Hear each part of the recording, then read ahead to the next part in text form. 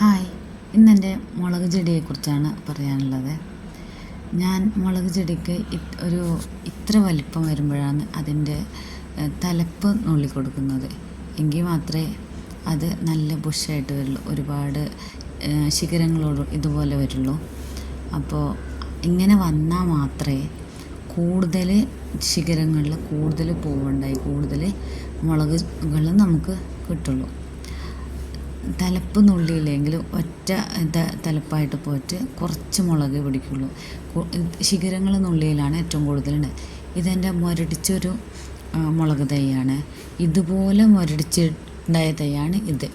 അതിലേക്ക് ഞാൻ കഞ്ഞിവെള്ളത്തിൽ മഞ്ഞൾപ്പൊടിയും പിന്നെ ചാരം കൂടെ ഇട്ട് തളിച്ചു കൊടുത്തിട്ട് അതിൻ്റെ എല്ലാ ഇലകളും നുള്ളിയതിന് ശേഷം ഉള്ള സ്ഥിതിയാണിത്.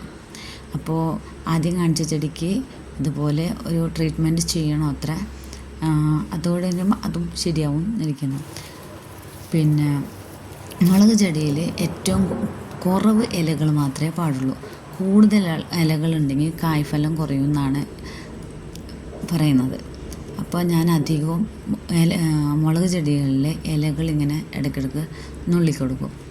അപ്പോൾ ഞാൻ താഴെ തറയിൽ വെച്ചിട്ടുള്ള ഒരു മുളക് ചെടി നിറച്ച് ഇലയുണ്ട്, പക്ഷേ കായില്ല. കായ് ഭയങ്കര കുറവാണ്. അതായത് മുളകുകളെ പിടിക്കുന്നില്ല, അതിനകത്ത് നിറച്ച് ഇലകളാണ്.